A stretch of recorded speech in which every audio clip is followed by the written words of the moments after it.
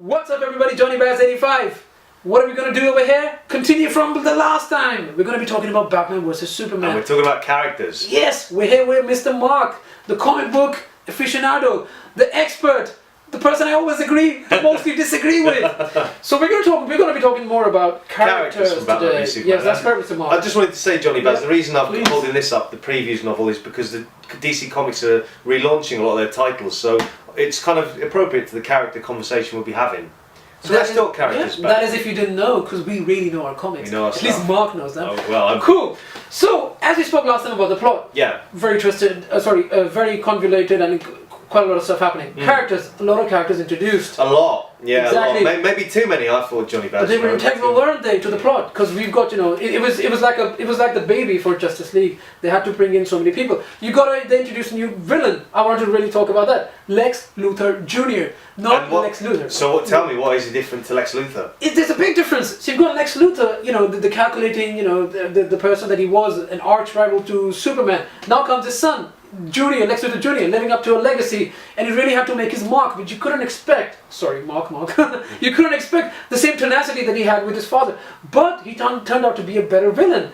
He played both Batman, Superman, and had Doomsday on the side. I gotta agree. I mean, I thought when I went into the film watching it that probably he'd be quite a weak villain. I mean, when you saw the trailers, I thought, oh, what are they doing? What's Zack Snyder doing is having him as a villain? But he was actually very good. He really sort of like, kind of came across as kind of a Lex Luthor that was quite good. I gotta say though, I'm still a Gene Hackman man from the old days. I loved the Gene Hackman Lex Luthor, and for me, it wasn't memorable enough. I think it was good, but it wasn't memorable enough as Lex Luthor.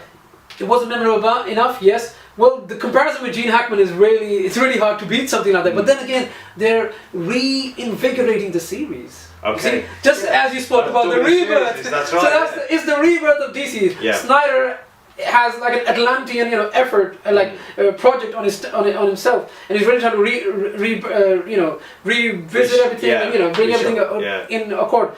But I do think that the way things are going, and it's a lot happening at the moment, but it's all building up for the future. Well, let me ask you this, Junaid. Do you think maybe the characters from Arrow, the TV series Arrow and Flash, could have been in the Batman? Well, we do have a Flash, but he's not the same from the TV series. But do you think that suffered? Do you think that made the film suffer? I personally think it did. You did, but we barely got to see him for more than maybe 15 seconds, 20 seconds. But that's probably part of the problem, I think, like people watch, there's a massive audience for the Flash TV series. I think, Indeed. if he'd have been in the film, it's instantly recognisable. Same with the Green Arrow character, instantly recognisable characters. True. Helps build the sort of, fan following for this type of a movie, especially as he tried to cram so many characters in to this movie.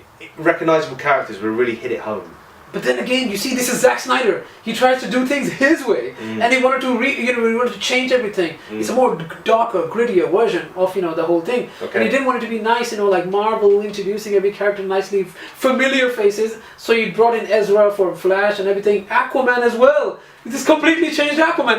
He's not a blonde, blue-eyed boy anymore. Atlantean. Sorry. I gotta say, I found the Aquaman cameo really strange. I found it really odd. For me, and the Cyborg one as well, it was just like he just threw them in for the sake of it, He I think he could have really brought them in a way that kept people's interest, but for me it was just throwing it in. But then again, they had the fight that they had between Batman and Superman, the motivation, and everything. Wonder Woman as well. It would have been harder if they focused more on these smaller characters. They're going to be getting their own movies, and they're going to be coming, in Justice League as well. So I believe they're going to build up. But very good point on bringing in familiar faces. I believe Arrow and Flash would have been good. But then again, what can you say? It's a mammoth task. You'll never know. Yeah, you never know. But that's the lowdown from us, what we believe on the characters. What do you think? Exactly. Do you agree, disagree? It doesn't matter if you don't. But we would love to know more. And you could pick our brains, especially Mark, from the comic book perspective. And stay tuned, because we're going to be making another video. We're going to be telling you what we think could have been better. That's right. So yep, exactly. Watch this space. Exactly. So there you are. That's what you could get from Johnny Baz 85. Stay tuned. Until we meet again. Sign out.